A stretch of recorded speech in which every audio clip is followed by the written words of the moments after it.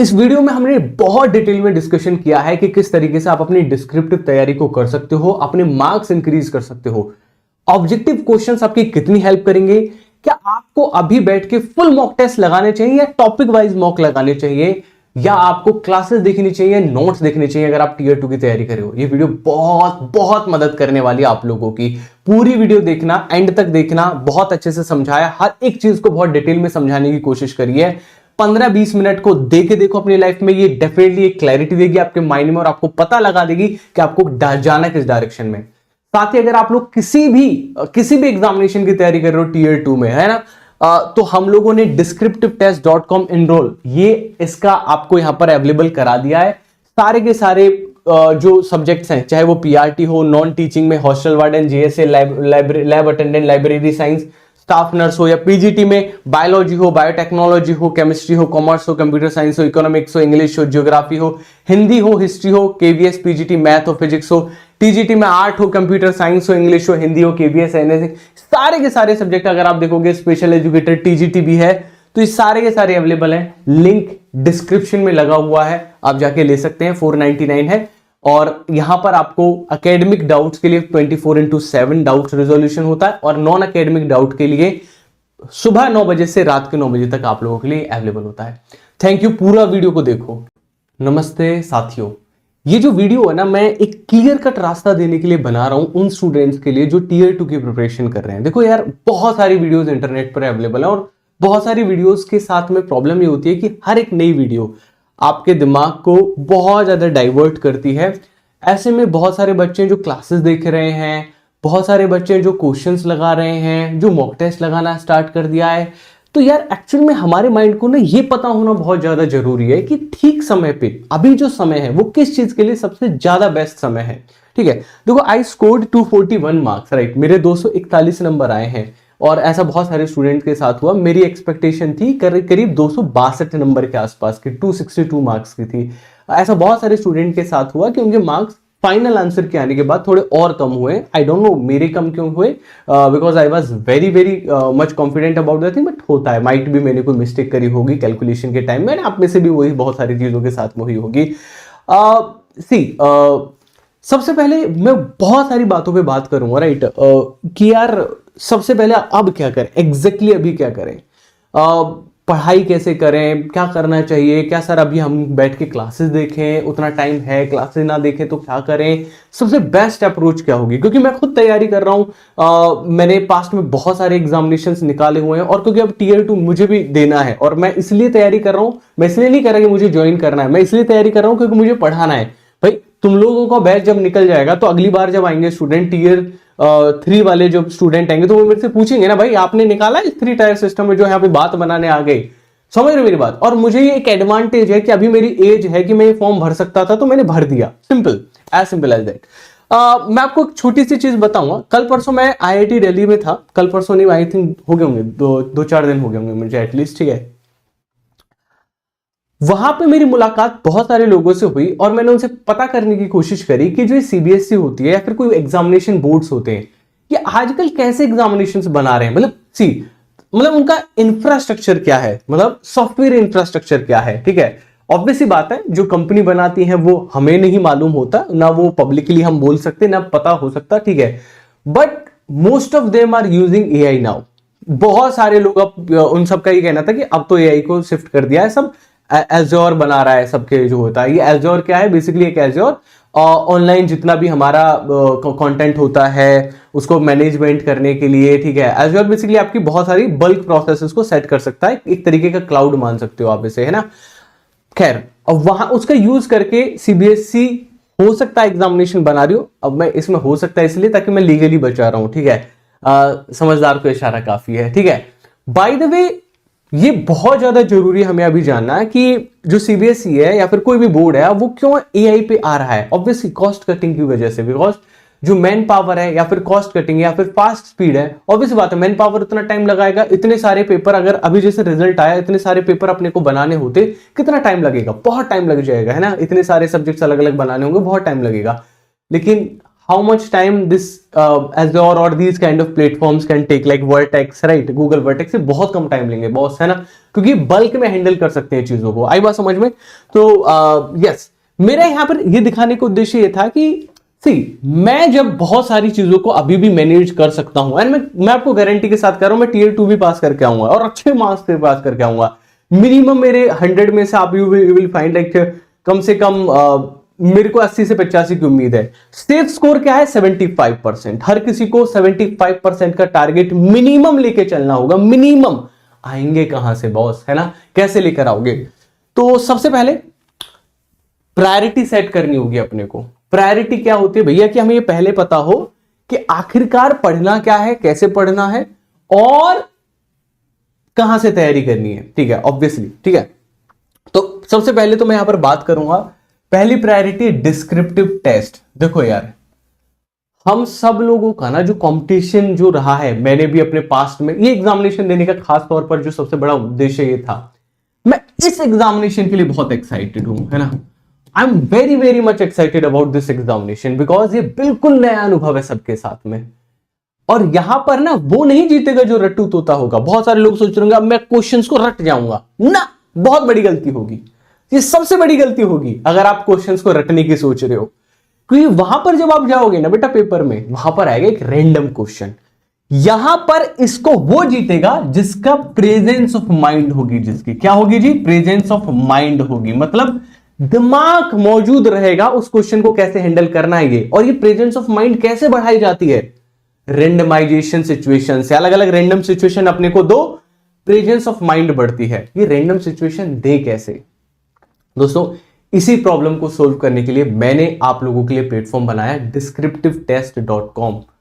आप लोगों को इस वीडियो के ना डिस्क्रिप्शन में यहां पर एक लिंक मिल रहा होगा, ये देखेंगे आप। अगर इस वीडियो के डिस्क्रिप्शन में इस तरीके से आपको एक लिंक मिल रहा होगा, आप इस पे क्लिक करेंगे इस लिंक पे, तो ये आपको एक पेज पे ले जाएगा। इस पेज पर आपके तमाम टीजीटीज, तमाम पीजीटीज, पीआरटी, ठीक है, और स्पेशल एजुकेटर, ठीक है, ये सारे कोर्सेज अवेलेबल है। यहां पे जो भी कोर्सेज अवेलेबल है वो लिखे भी हैं, है ना। पीआरटी में कौन कौन से सब्जेक्ट्स डाल रखे हैं, ठीक है, नॉन टीचिंग पीजीटी, टीजीटी में कौन कौन सी चीजें अवेलेबल हैं। ये काम कैसे करता है? मैंने अभी जैसे आपको बताया कि एक random situation presence of mind को बढ़ाने पे काम करता है। समझिए ध्यान से दोस्तों, यहां पर दो चीजें होंगी, मैं समझा देता हूं आप लोगों को, ठीक है। यहां पर दो चीजें होंगी, जैसे मान के चलो मैं फॉर एग्जांपल मैं टीजीटी साइंस की तैयारी कर रहा हूं, तो मैं टीजीटी साइंस सिलेक्ट कर लेता हूं, ठीक है। सारे कोर्सेज अवेलेबल हैं आपके सामने, मीडियम भी दे रखा है कि आप भाई इंग्लिश मीडियम में तो हिंदी मीडियम में जो भी छात्र होंगे उस हिसाब से आपका कंटेंट एडजस्ट हो जाता है।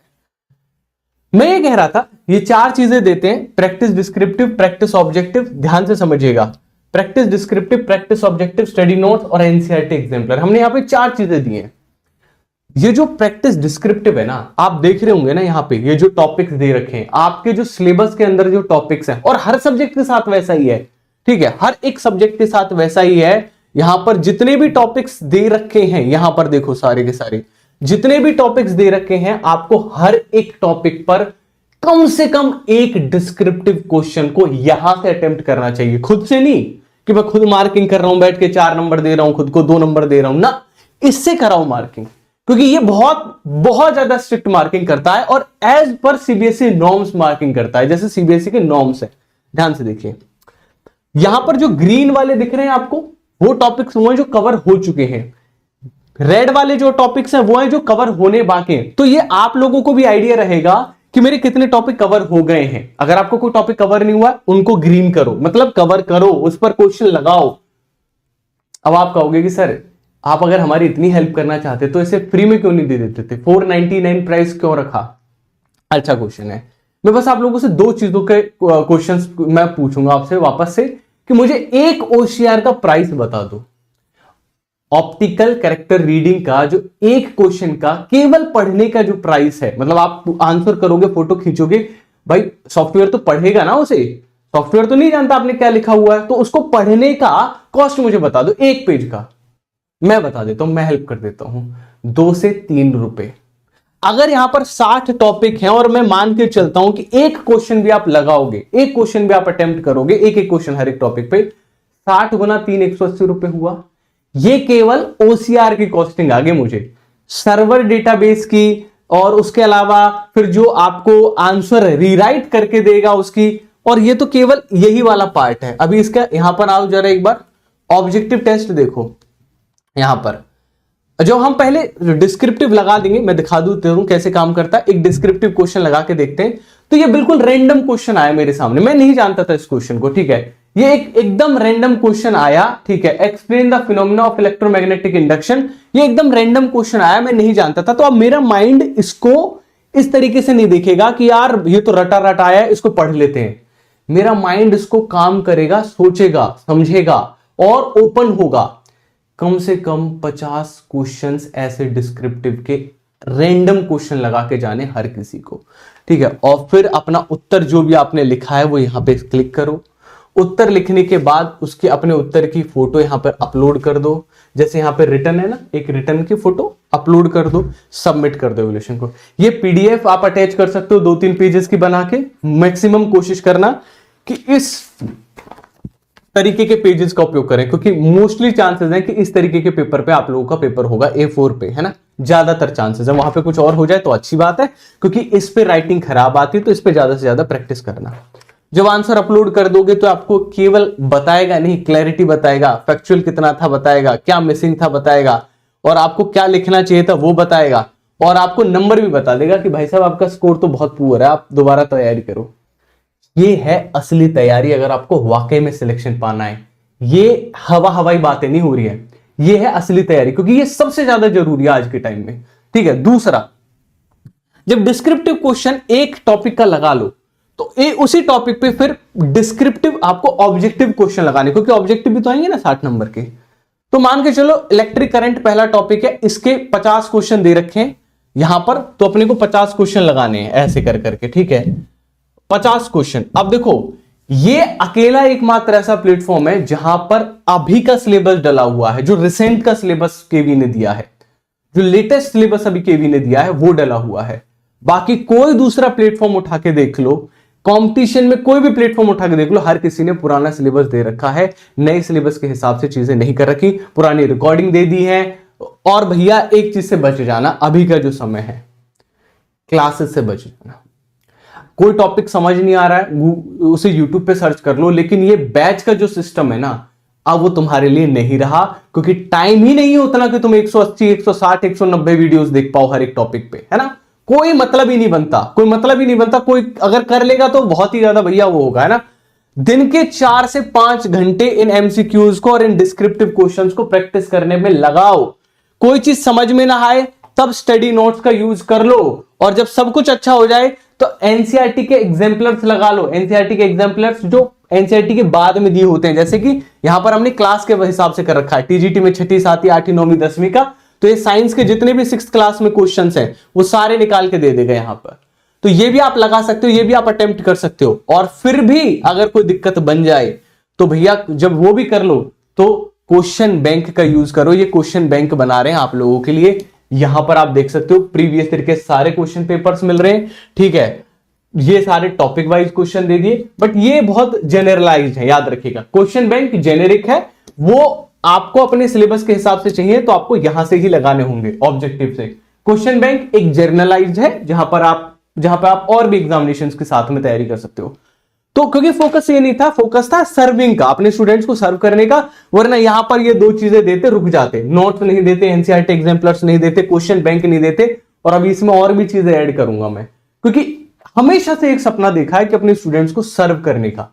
कोई भी दिक्कत आए, कोई भी डाउट आए, कोई भी परेशानी हो, सर कैसे पता करेंगे, है ना। ये बॉट यहां पर आप इनको बोलो कि भैया क्या करना है, ये आपको एकेडमिक क्वेश्चंस है, कोई वो पूछना है पूछ लो इससे, ठीक है। मैसेज करना है, मुझे मैसेज करना, मैसेज कर दो। कॉल करनी है सपोर्ट को तो ये आपको बता देगा कि भैया इस नंबर पे अभी कॉल कर लो, 9 से 9 के बीच में हम अवेलेबल हैं।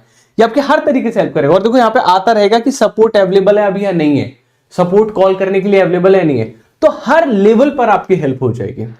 एक और बात मैं कहना चाहूंगा, फिलहाल ये मत देखो, ठीक है, कि मेरा जा क्या रहा है, क्योंकि तुम्हें लग रहा होगा कि यार सर मेरे तो 499 रुपए चले जाएंगे, मैंने तो फलानी जगह से कोर्स ले लिया, फलानी जगह से कोर्स ले लिया।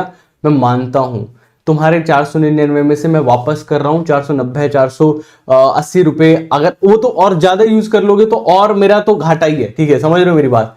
वो तो ऐसा होता है कि कुछ ना पढ़ने वाले बच्चे फायदा करवा देते हैं कुछ पढ़ने वाले बच्चों का, क्योंकि सीध हर तरीके का बच्चा होता है। 100 बच्चे आएंगे तो 20 बच्चे पढ़ने वाले होंगे, उनका खर्चा ज्यादा हो जाएगा, और जो 80 बच्चे होंगे वो कम पढ़ने वाले होंगे, तो वो मैनेज हो जाता है। थोड़ी बहुत प्रॉफिटेबिलिटी भी आ जाती है, आपसे झूठ नहीं बोलता मैं, थोड़ी बहुत प्रॉफिटेबिलिटी भी होती है, बट 10 से 15%, यानी कि आपके खूब कोशिश करूंगा तो एक कोर्स पे 40 से 50 रुपए, ठीक है। और अगर खूब कोशिश कर लेंगे तो कितने कोर्स निकाल लेंगे भैया दिन में हम लोग, सोच के देखो। खूब कोशिश 100, 70-80, और 70-80 को गुना करो 50 से, कितना हुआ? 4,000 5,000 रुपए। भैया इतने तो कॉलिंग वाला ले लेगा महीने में। आप समझ रहे हो मेरी बात? तो कुल मिलाकर अगर आपको लग रहा हो ना बिजनेस बहुत प्रॉफिटेबल बना रहे हैं भाई, ये तो कोचिंग वालों ने मजे कर लिए, ये कर लिए, वो कर लिए, वो कुछ एक लोग हैं जो कर गए, लेकिन जो सर्व करने आए, मैं यार यहाँ पे प्राइस घटा घटा के आगे सेल नहीं करूंगा। मैं यहाँ पर लाइफ टाइम के लिए देता हूं, बार बार आप लोगों से नहीं कहूंगा चार्ज कराओ। अगर ये उम्मीद करते हो मुझसे तो फिर आप मेरे से बहुत गलत उम्मीद करते हो। मेरा एक ही फोकस है, I want to change the like industry, the students how they prepare, right. और जितना हो सके उनको ये टैग से जो आजकल चल रही है चीजें उनसे अवगत कराना कि भैया अपडेट रहो जाओ, वरना बहुत पीछे रह जाओगे, जमाने में कोई तुम्हारी कदर नहीं करेगा। और तुमको यही तो है यार, तुम मेरी बात मत मानो, ठीक है, तुम बस मेरे कहने से कोर्स ले लो और फिर लगा लो 499 में सारे के सारे डिस्क्रिप्टिव क्वेश्चन और ऑब्जेक्टिव क्वेश्चन। मैं कह रहा हूं ना, सारे टॉपिक्स को ग्रीन करके लाके दिखा दो, और फिर भी सिलेक्शन ना हो तो फिर कोई बात नहीं, मेरे से रिफंड ले जाना। क्या कह रहा हूं? सारे टॉपिक्स को ग्रीन करके लाके दिखा दो, ठीक है। जितने भी टॉपिक्स मैंने दिए हैं ऑब्जेक्टिव और डिस्क्रिप्टिव में, सारे मेरे को ग्रीन करके लाके दिखा दो, और फिर भी सिलेक्शन ना हो तो मैं रिफंड कर दूंगा, क्योंकि मुझे कॉन्फिडेंस है ना कि उसे बाहर नहीं आएगा, उसे बाहर होगा ही नहीं, सब कवर कर देगा। क्योंकि रैंडम क्वेश्चंस अगर जब करना स्टार्ट करोगे अपने दिमाग से, क्रिएटिविटी बढ़ेगी तो आंसर अच्छा लिख पाओगे, वरना वहां पे जाके फंबल हो जाओगे। 100% मैं गारंटी देता हूं, रटे रटाए वाले स्टूडेंट भी फंबल होंगे अगर डिस्क्रिप्टिव की प्रैक्टिस नहीं करी। 2 या 4 नंबर, 2 नंबर से ऊपर नहीं आएंगे 4 नंबर के क्वेश्चन में, अगर फंबल होंगे अगर रटते रहे तो, बस बैठ के टॉपिक रटा तो। रटने से काम नहीं चलेगा, क्योंकि यहां जा रहे हो तुम एक क्वेश्चन रट के, वहां कोई न्यूमेरिकल आ गया, वहां कोई दूसरे तरीके का क्वेश्चन आ गया, बैठ के अब कितना ही रट लो, कोई अंत थोड़े ना रटने का कोई सॉल्यूशन नहीं होता। ये तो जो जितना अच्छे बच्चा अपने दिमाग से बनाकर लिख पाएगा, कॉन्सेप्ट को समझ के लिख पाएगा, और वो समझ के लिख पाना भी एक कला है, उसकी प्रैक्टिस करनी जरूरी है। और इसीलिए descriptivetest.com प्लेटफॉर्म आप लोगों के लिए है, आप इसका पूरा यूज करिए। और आपके लिए कमेंट सेक्शन में मैंने यहाँ पे जो डिस्क्रिप्शन है वहां पे लिंक भी लगा दिया है। और फिर भी यार अगर आप लोगों को लगे ना कि यार मतलब मैं केवल अपने प्रॉफिट के लिए कह रहा हूं, ये कह रहा हूं, तो फिर भैया मैं तुम्हें नहीं समझा सकता। फिर तुम जाओ जहां कहीं कोई क्लास दे रहा हो उसकी क्लास ले लो, पढ़ते रहो, किताबों से मत करो प्रैक्टिस, खुद ही मार्किंग कर लो, खुद ही देख लो कि कितने नंबर आ रहे हैं, जो करना है करो। फिर मैं कोई सॉल्यूशन नहीं दे सकता, है ना। अगर क्योंकि कोई सॉल्यूशन स्टूडेंट के हित में लाया जा रहा है और फिर भी अगर उसे कोई स्टूडेंट नेगेटिवली ले रहा है, तो यार how I can help them, right. मैं हेल्प नहीं कर सकता भैया, फिर बहुत बड़ी प्रॉब्लम में मैं भी हूं, और फिर वो प्रॉब्लम है पूरी, है ना। आगे बढ़ते हैं। तो यस, आप descriptivetest.com/enroll यहाँ पे एनरोल करा सकते हैं। सारे सब्जेक्ट्स मैंने बताए, सब कुछ अवेलेबल है। अच्छा अब यहाँ पे देखो, शीट अपने को यूपीएससी वाली यूज करनी है इस टाइप की, ठीक है। इट्स वेरी वेरी मैंडेटरी, ठीक है, बहुत ज्यादा मैंडेटरी है इस टाइप की शीट्स यूज करना, ठीक है। We are not going for these kind of sheets. अभी मैं इस तरीके की शीट में प्रैक्टिस करने को आपको बोलूंगा जो यूपीएससी फॉलो करती है, बिकॉज इसमें राइटिंग खराब आती है। लेकिन अगेन चैलेंज अभी दो अपनी बॉडी को, जब अभी बॉडी को चैलेंज दोगे तो बॉडी वहां पे साथ दे रही होगी, है ना, समझ रहे हो। और जिनका हाथ नहीं चल रहा है भैया हाथ खोल लो, अभी लिखना पड़ेगा मतलब लिखना पड़ेगा, दैट्स ऑल। वर्ड लिमिट अभी कोई फिक्स नहीं है, तो जितना लंबा लिख सको लिख लो, मेरी बात समझ रहे हो। अभी वर्ड लिमिट नहीं है तो जितना लंबा लिख सकते हो लिख लो, 2 पन्ने लिख सकते हो लिखो, 3 पन्ने लिख सकते हो लिखो, टेस्ट करो बार बार, ठीक है, याद रखना। सो सेफ स्कोर मैंने बताया 75% मार्क्स करके लेके चलो, और जितने ज्यादा हो सके डिस्क्रिप्टिव क्वेश्चंस लगाओ, ऑब्जेक्टिव क्वेश्चंस लगाओ। This is going to help you from here onwards, right. केवल यही आपकी मदद कर सकता है, इसके अलावा कोई और दूसरी चीज नहीं है जो हेल्प कर सकती है, ठीक है। हर एक स्टूडेंट का अपना अपना तरीका होता है पढ़ने का, और लेकिन जो टॉपर्स का जो तरीका होता है, जो टॉप करते हैं, जो स्टूडेंट जो सिलेक्ट होते हैं, वो इसी तरीके से पढ़ते हैं। वो बैठ के ये नहीं कि आज इसने बैच बना दिया, ओ हो वाह वाह वाह वाह वाह, वीडियो देख के भैया कर लेते हैं, ठीक है। हाँ, वीडियो कोर्सेज का टाइम होता है, जैसे Tier 1 में पूरा टाइम था, तुम लोग वीडियो कोर्सेज से पढ़े थे, कोई दिक्कत की बात नहीं थी। 3 महीने 2 महीने का टाइम जहां वहां वीडियो कोर्स मैनेज हो जाते हैं। 20-22 दिन में तो क्वेश्चंस लगा लो, प्रैक्टिस कर लो जितनी हो जाए।